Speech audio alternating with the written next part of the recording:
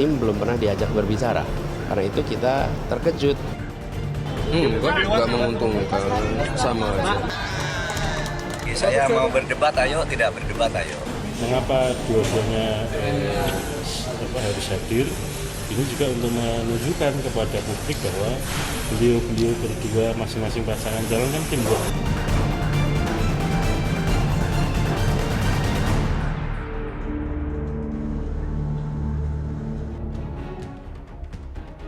Anda masih bersama kami di Political Show dengan tema perubahan format debat Pilpres 2024 bikin ribut. Dan sebelum saya mengkonfirmasi kepada Pak Idam yang tersambung sama kami melalui sambungan online soal spokesperson yang disebutkan oleh Mas Adi tadi, kita akan dengarkan statement ini terlebih dahulu. Tapi saya dengar dari teman-teman wartawan sekarang KPU rubah di wakilnya. Jadi wakil itu bicaranya 60%, presidennya menjadi 40%. Pertanyaannya adalah apa esensinya perubahan itu terjadi? Apa karena takut Gibran tidak bisa ngomong? Nah, ini yang harus KPU memperbaiki komunikasi di publik. Jangan sampai sikap KPU itu membenarkan penilaian publik bahwa semua hal ini dikendalikan oleh istana. Itu yang tidak boleh terjadi seperti begitu. Ya. Debatnya di rumahnya. Oke, saya minta komentar dari Bang Habib dulu sebelum saya lempar ke Pak Idam. Seperti apa kemudian? Ya, Bang Ubun ini kawan saya lari pagi di komplek Kalibata. Jadi kita nggak debat, kita ngobrol. Dia pagi itu 1,5 jam kita sering ngobrol. Tapi narasinya sejalan, satu frekuensi ya, dengan yang disampaikan? Nggak ada masalah ya usulan Pak Adi Pray ya bahwa kita lebih banyak membenahi sektor komunikasi, jangan sampai terjadi miskomunikasi seperti ini. Ya kami kayak di DPR juga kan. Seringkali Pak, kalau Anda ikuti, misalnya kita rapat, belum selesai rapat, wartawannya udah cabut.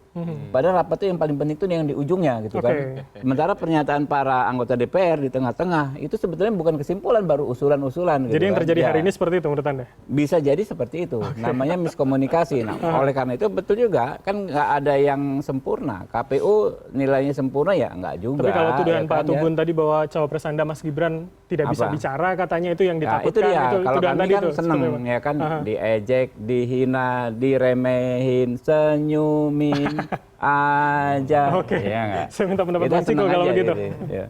Ya, jadi yang pertama itu disampaikan Mas Idam dari KPU, Komisioner KPU, bahwa tadi ini masih rencana. Nah, yang jadi masalah adalah ketika masih rencana ini tanda kutip kemudian dilempar ke publik dan publik menyerang atau publik merasa tidak puas dengan rencana yang disebutkan tadi, KPU seperti defensif dan sibuk mengatakan oh ini sesuai aturan, ini sesuai aturan. Nah, jadi kan seakan-akan akan makin membuat publik makin menyerang. Karena apa? Karena publik merasa oh berarti memang aturan ini yang mau digolkan bahwa tidak akan ada debat cawapres khusus cawapres tanpa didampingi oleh calon presiden. Nah ini, tapi yang menarik ada blessing in disguise dari apa yang disampaikan oleh Ketua KPU ketika dia membeberkan bahwa akan ada rencana ini dan publik mulai menunjukkan antipati terhadap rencana ini. Saya senang Mas Gibran akhirnya muncul dan mengatakan dia siap. Nah, artinya kan ini 3 calon wakil presiden siap. Nah, untuk pertemuan berikutnya saya berharap semua tim yang hadir, tim dari paslon-paslon tersebut yang hadir nanti di KPU akan mengusulkan bahwa diperlukannya ada satu debat khusus atau dua debat itu cawapres hadir sendirian. Oke, tapi yang garis bawah adalah ini juga masih usulan dan pembahasan tentunya ya. Iya. Saya terakhir ke Pak Idam, apa kemudian respon Anda, respon KPU terkait dengan desakan bahwa ya jangan diflorkan ke publik dulu kalau kemudian belum pasti begitu, Pak Idam? Ya, saya pikir dalam proses pengambilan keputusan itu ada ruang-ruang deliberasi ya. Jadi kalau seandainya komentar yang disampaikan atau penjelasan yang disampaikan oleh Ketua KPU itu lalu mendapatkan respon dari publik, ya ini satu konsekuensi di negara demokrasi. Yang jelas KPU akan mengambil keputusan berdasarkan mekanisme yang diatur dalam undang-undang. Misalnya kami harus berkoordinasi dengan partai politik, dengan tim kampanye, ya kami lakukan itu. Dan dalam waktu dekat kami akan mengadakan rapat dengan tim kampanye. Dan saya pikir pembicaraan ini sebaiknya nanti dalam rapat tim kampanye ya disampaikan seluruhnya seperti itu agar tidak terjadi distorsi informasi. Oke, Pak, boleh kami tahu kapan tanggalnya, apalagi tanggal 12 minggu depan akan dimulai debat pertama, Pak Idam? Yang jelas dalam beberapa hari ke depan, nanti Oke. pada waktunya juga kami akan sampaikan kepada rekan-rekan media. Oke, baik. Terima kasih atas waktu Anda, Pak Idam Holik, Komisioner KPU RI telah bergabung sama kami. Selamat malam, sehat selalu, Pak Idam. Dan kami masih akan Selamat lanjutkan malam, dengan terima kasih semuanya. ya, terima kasih dengan sejumlah narasumber yang ada di sini. Saya ke Mas Adi terlebih dahulu. Kalau kemudian saat ini sudah saatnya bisa kita bicara soal dampak terutama di elektoral. Bagaimana soal tuduhan tadi ketika dialamatkan kepada seorang Gibran Rakabuming Raka yang dianggap tidak bisa sehingga aturannya dirubah, sistemnya dirubah. Menurut Anda seperti apa? Kalau saya membaca ketika semua calon ini speak up ke publik, entah itu capres dan cawapres, rasa-rasanya mereka cukup confidence menghadapi pertandingan debat kandidat yang mungkin akan dilaksanakan mulai minggu depan ya. Kenapa begitu? Jangankan bicara tentang visi misi capres dan cawapres, kita mau presentasi kuliah di kelas saja, itu kan prepare-nya luar biasa. Dulu kita tidak pernah membayangkan misalnya Gibran itu tampil speak up di depan publik, tapi sebelum deklarasi dan daftar ke KPU kan kemarin juga bicara, itu relatif cukup bagus menurut saya, yang saya kira bisa dijadikan sebagai ukuran bahwa Gibran pun juga bisa tampil di depan publik. Jangan pernah underdog misalnya melihat salah satu capres ataupun cawapres yang dinilai pengalamannya agak sedikit hijau, Bram. Dulu kita pernah melihat Kiai Ma'ruf Amin ketika berdebat dengan Pak Sandiaga Uno, seminggu 2 minggu sebelumnya orang sudah bertaruh. Ini ibarat orang main bola, skornya 10-0 ini. Sandi pasti akan menang telak. Faktanya enggak. Kiai Ma'ruf Amin tampil cukup confident dan cukup bagus bicara tentang ekonomi syariah khususnya dengan dalil-dalil agama yang saat itu agak sulit untuk dibantah oleh Sandiaga Uno yang relatifly memang agak sedikit terbatas ya. Oleh karena itu dalam setiap segmen pembicaraan apapun oleh teman-teman paslon ini pasti sudah disiapkan secara luar biasa. Yang kedua, kalau kita mengacu pada hasil-hasil survei dalam pilpres-pilpres sebelumnya, dampak elektoral dari debat itu hanya sekitar 5-10% kok. Bahwa yang menonton debat kandidat dari masyarakat kita sekitar 35%. Pun kemudian besok generasi muda banyak, kemudian ini belum menentukan pilihan, masih ini swing voters, menariknya. seperti apa? Anak muda itu banyak yang tidak engage dalam politik. Anak muda memang suka gadget, mereka suka medsos, tapi pembicaraan mereka di gadget dan medsos bukan politik. Tapi hiburan, cari kerja, teman baru, dan seterusnya. Termasuk lapangan pekerjaan. Oleh karena itu, kalau kita mengacu pada perdebatan-perdebatan pilpres sebelumnya, yang nonton cuma 35%. Mungkin kalau mau kita kasih tambahan diskon, mungkin 40%, 60%-nya nggak nonton. Dari 35% yang nonton itu akan mungkin berubah pola pikir dan pilihan politiknya di kisaran angka 5-10%. Nggak signifikan. Oleh karena itu saya sering ngomong, ini paradoks ya debat capres dan cawapres. Satu sisi selalu ribut di mana-mana, tapi gempa politik elektoralnya belum dirasa secara signifikan karena orang menentukan pilihan politiknya datang ke TPS bukan karena hasil debat kandidat, tapi hasil kunjungan langsung, tatap muka, mudah diajak selfie, ngasih bantuan. Artinya sisi psikologis akan lebih menentukan menurut Anda? Tapi di kalangan menengah ke atas, kelompok kritis, kelompok-kelompok netizen, saya kira memang perdebatan ini paling banyak ditunggu. Tentu sebagai amunisi huru-hara politik lah. Huru-hara politik. Nah, pertanyaannya adalah kondisi hari ini apakah kemudian itu bagian dari huru-hara politik, kemudian kapitalisasi isu yang kemudian bisa digunakan untuk masa kampanye yang sedikit ini? Pasti. Karena kan ada kesan yang paling jago retorika dan bicaranya jago itu kan adalah Pak Anies Baswedan. Ini adalah singanya forum. Tapi kan bagi saya tidak sesederhana itu. Kalau kita melihat Prabowo Subianto dalam beberapa kali pilpres, saya kira intonasi dan gaya politiknya juga luar biasa. Pak Ganjar dalam 2 kali perdebatannya saat jadi gubernur di Jawa Tengah juga cukup luar biasa. Di tengah statement-statementnya kan ada kedalaman yang cukup luar biasa. Jadi bagi saya tak ada satupun yang bisa diunggulkan secara signifikan dalam konteks pilpres. Semua unggul dan semua sama. Walaupun kemudian temanya berbeda ya. Tadi saya juga ingin menanyakan untuk Anda. Kalau soal tema, pertama dari segi moderator, yang kedua saya sempat kepikir bagaimana kalau panelisnya itu adalah mereka yang terdampak. Terkait dengan persoalan-persoalan apapun. Jangan hanya terpaku pada kelompok profesional, mungkin kelompok akademisi dan seterusnya. Terdampak yang saya sebutkan adalah misalnya soal isu lingkungan hidup. Kenapa mereka itu tidak dipanggil ke sini sebagai panelis? Jelasin kenapa mereka terdampak dan seterusnya. Rakyat bicara soal efek lingkungan hidup. Rakyat bicara tentang deforestasi. Rakyat bicara tentang bagaimana susahnya mencari aspek pekerjaan dan seterusnya. Saya kira itu jauh lebih orisinal perdebatannya. Antara elit capres dan cawapres bicara dengan mereka yang mewakili rakyat. Tapi jawaban para paslon artinya akan cukup mempengaruhi paling tidak ya citranya, popularitasnya sebelum bicara elektabilitas. Itulah yang saya sebutkan. Paslon pastinya sudah siap dengan segala konsekuensi ketika tampil di depan publik. Siapapun yang bertanya, mau rakyat biasa, kelas menengah, ataupun kelas atas, ketika di depan dia harus siap menjawab apapun.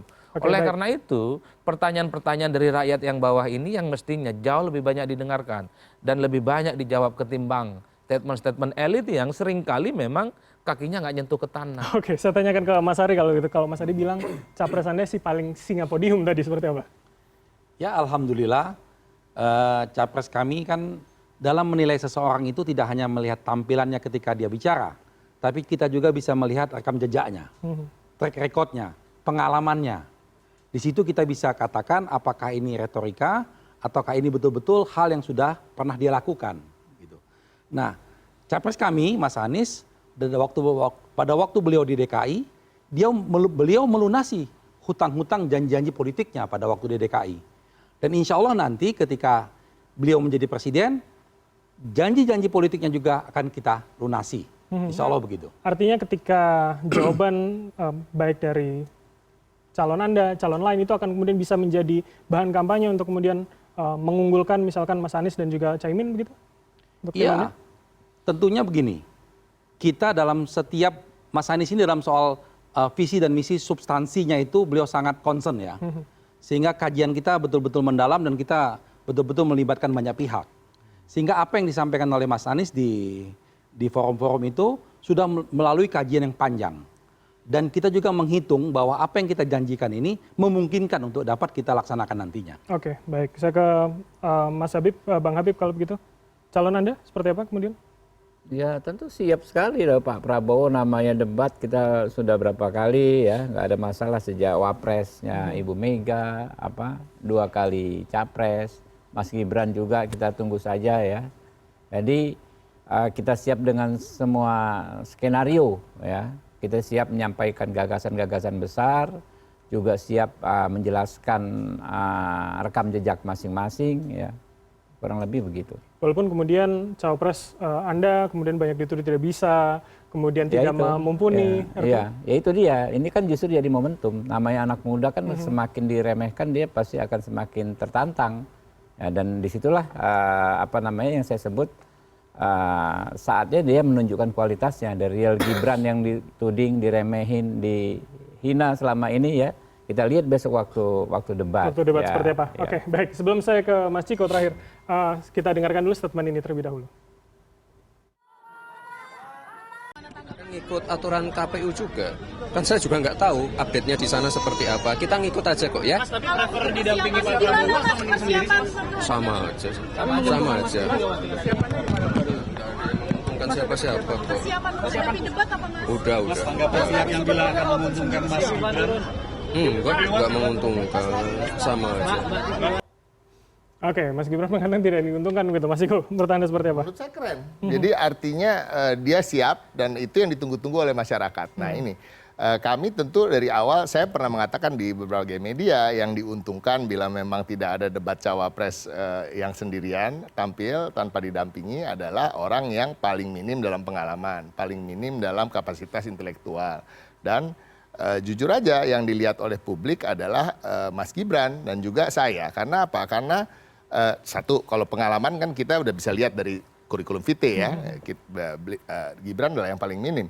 Dan kalau bicara soal kapasitas intelektual, masalahnya kami belum sering melihat dia tampil. Ketika diundang-undang di dialog dengan akademisi, dia memilih untuk tidak hadir. Nah inilah kesempatan yang baik untuk dia. Dan kembali lagi kami katakan, ayo para tim yang nanti ketemu dengan KPU di pertemuan berikutnya, mari sama-sama nge-push untuk supaya terjadi debat cawapres yang tidak harus didampingi oleh calon presiden. Nah satu saya ingin menimpali Mas Adi tadi, bahwa kalau dibilang debat ini tidak terlalu signifikan, menurut saya cukup signifikan karena debat ini hanya 5 kali dari 90 hari. Kalau dibilang 35% yang nonton dan bisa mengubah 5-10% pergeseran suara, sangat signifikan. Karena ini hanya 5 dari 90 hari. Artinya ya kan? masih meters begitu ya? Ya kalau kita bicara matematikanya ya, secara matematika. Dan ini harus terus digaungkan di demokrasi kita, karena memang cara yang paling baik untuk melihat, salah satu cara yang paling baik, bukan yang paling baik, untuk melihat bagaimana secara utuh seorang capres dan cawapres yang akan dipilih ya melalui perdebatan ini. Perdebatan yang tidak didampingi menurut nomor 3? iya harus ada momen-momen yang tidak perlu didampingi. Karena kan ketika tampil di G20 nanti di PBB kan nggak didampingi terus kan gitu ya. Logika itu yang Anda gunakan ya. Oke, saya ke Mas Adi sebelum kita jeda. Mas Adi, jadi sebetulnya saya ingin lihat lebih luas begitu.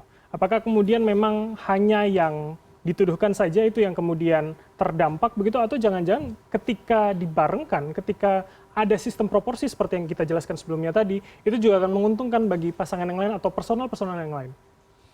Ya tentu saja performa debat visi misi kandidat capres dan cawapres ini untuk kelas menengah ke atas bagus ya, karena mereka ini kan kelompok rasional. Meski kita tahu bahwa proporsi dari kelas menengah ini kan 30-40% ya, dari kelompok-kelompok rasional dan pemilih kritis. Yang ingin saya katakan adalah di antara sekian begitu banyak riuh rendahnya terkait dengan format debat ini kan selalu dikaitkan dengan Mas Gibran ya, yang selama ini dinilai belum punya portofolio sebagai politisi pada level nasional dan capres. Dibandingkan dengan yang lain kan sering kita sudah tonton secara ramai dari Pak Anies, kemudian Pak Prabowo, kemudian Pak Ganjar, Pak Mahfud apalagi sering disebut sebagai peluru tak terkendali. Muhaimin Iskandar kita juga tahu sering dengan nada-nadanya luar biasa. Gibran ini paling banyak ditunggu. Meski video-video yang selalu belakangan kita dengar, Gibran juga sempat misalnya bicara di panggung internasional pakai bahasa Inggris dan seterusnya, bahkan ada yang mengusulkan kalau perlu debatnya pakai bahasa Inggris, tak mau ada yang kalah lagi kalau perlu pakai bahasa Arab, ada yang nimbalin juga kalau perlu pakai bahasa Madura. Ya ini kan sebenarnya ingin menunjukkan kebolehan masing-masing dari masing-masing calon. Oke, uji publik saja, apa yang salah? Dan ini adalah moment of the truth sebenarnya bagi semua kontestan, terutama bagi cawapres, penting untuk bicara di depan publik dengan baik dan terukur. Nah, kenapa ini juga menjadi ramai bagi saya? Karena ini, bahwa cawapres itu bukan hanya pelengkap penderita, Bram. Penting. Karena selama ini cawapres ini hanya sebatas ya ornamen, nggak terlampau penting sebagai bagian dari dinamika politik elektoral. Dia ditaruh hanya untuk kepentingan politik elektoral ansih. Dia hanya sebatas ban serep, nggak penting. Oleh karena itu, karena selalu bicara tentang duit tunggal, capres dan cawapres dari segi kapasitas dan kompetensi harus sama. Harus sama-sama confident 100%, tingkat kapasitas kompetensinya tidak terlampau jomplang. Inilah yang sebenarnya ingin ditunggu betul oleh publik. Artinya kenapa tidak harus bersama masing-masing seperti yang ada di 2019. Kalau mendengar pernyataannya Bang Habib, Bang Amin, kemudian Bang Ciko, apapun judulnya yang diputuskan oleh KPU dan paslon siap. Mau debat cawapresnya saja siap. Bahkan debat cawapres dan capres siap. Apalagi sih ini? Nggak perlu ada lagi yang ditutup-tutupin. Misalnya Gibran debat dengan Pak Ganjar. Gibran debat. Itu siap kubunya. Pak Ganjar misalnya debat dengan Muhaimin. Atau Pak Mahfud dengan capres lain. Betul. Bagi saya itu menarik, Pak. Menarik. Jadi debat itu nggak perlu kaku-kaku amat. Ini lebih sadis dari cerdas cermat. Ada waktunya. Moderator nggak boleh nyela, nggak boleh nyimpulkan, nggak boleh berpendapat. Ini bagi saya perdebatan yang sangat garing dan nggak menarik. Baik, saya membayangkan debatnya gitu. itu terjadi seperti yang sering kita dengarkan di forum-forum bebas, di forum kampus, di forum tokoh masyarakat, di asosiasi-asosiasi kelompok profesional. Bebas saja. Ini capres kok dan cawapres yang saya kira multi talent. Apapun pertanyaannya, jawabannya pasti harusnya bisa ada jawabannya. Mas Adi seperti apa? Ya, saya sependapat dengan Mas Adi ya. Pertama, penting sekali kita untuk mengetahui kapasitas calon wakil presiden kita. Karena undang-undang kita jelas mengatakan ketika presiden berhalangan tetap, maka akan digantikan oleh wakil presiden. Kita bisa bayangkan bagaimana nanti pemerintahan kita ketika dipimpin oleh wakil-wakil presiden yang sekarang ada ini. Sehingga masyarakat bisa menilai, oh nanti kalau ada salah satu presiden berhalangan, wakil presidennya ini mumpuni atau tidak, punya kapasitas atau tidak. Apakah wakil presiden ini bisa melanjutkan pemerintahan ini dengan baik atau tidak. Jadi itu perdebatan tentang ini menjadi penting. Makanya saya lalu dikatakan tadi bahwa kalangan menengah, betul memang yang mengamati perdebatan ini pasti kalangan menengah, kalangan terdidik lah. Tetapi pada faktanya dari survei-survei yang ada, swing voter kita ini kan terlampau besar. Kalau dari data yang kami miliki berkisar dari 28 sampai 33% swing voter kita. Berbeda-beda dalam setiap periodenya. Artinya apa? Setelah mereka, kalangan intelektual ini, setelah mereka melihat hasil perdebatan ini, cara berpikir dan cara menanggapi mereka, emosional mereka, maka dia akan menentukan pilihannya. Nah itulah tugasnya KPU. Tugasnya KPU bagaimana perdebatan ini, acara ini bisa semakin masif, bisa ditonton oleh banyak orang.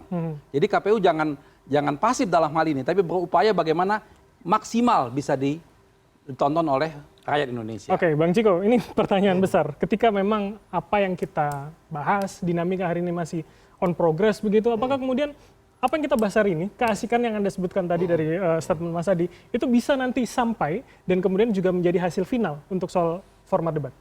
Ya kami harapannya tentu itu tadi, bahwa akan ada kesempatan untuk calon wakil presiden untuk berdebat sendirian ya, tanpa harus didampingi gitu. Nah, ini sangat penting ya, seperti dikatakan. Nah, kita seperti kaset rusak nih, mengulang-ulang bahwa ada nanti kejadian di mana kemungkinan presiden berhalangan tetap dan lain-lain. Nah, ini yang memang masyarakat ingin tunggu. Masyarakat ingin lihat apakah cawapres ini someday fit to be a president gitu. Karena itu tadi ruhnya kenapa pemilu pilpres itu selalu ada calon wakil presidennya, karena ada kemungkinan itu terjadi dan tidak perlu diadakan pemilu di tengah periode 5 tahun itu, kan itu. Okay. Nah, ini yang harus penting dan harus benar-benar dipikirkan oleh KPU. Tapi paling tidak hari ini... Jadi kadang-kadang gini loh, tidak harus semua ansih tentang aturan.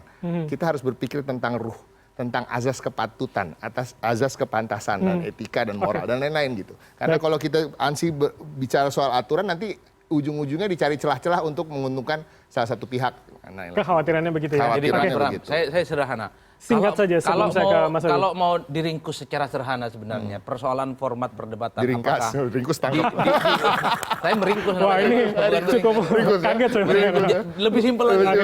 Yang ingin saya katakan adalah di antara perdebatan soal format perdebatan ini apakah berubah ataupun tidak, kalau diserahanakan ini menyangkut Gibran Rakabuming Raka, bukan yang lain. Oke, kita lempar ke Mas Adi terakhir, singkat saja dari Anda. Ya nggak ada masalah. Kami tentu sangat memandang debat ini sebagai sesuatu yang strategis. Mau berapa persen pun pemilu kita itu kan one man one vote ya. Satu suara pun sangat penting.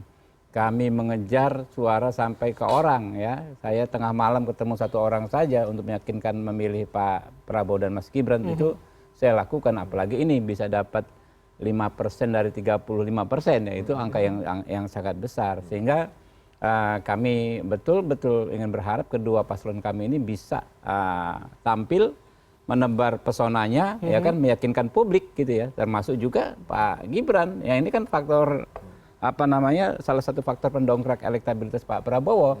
Beliau hadir saja, resmi saja beliau menjadi paslon, Pak Prabowo itu sudah dapat insentif sekitar 4 kali margin of error.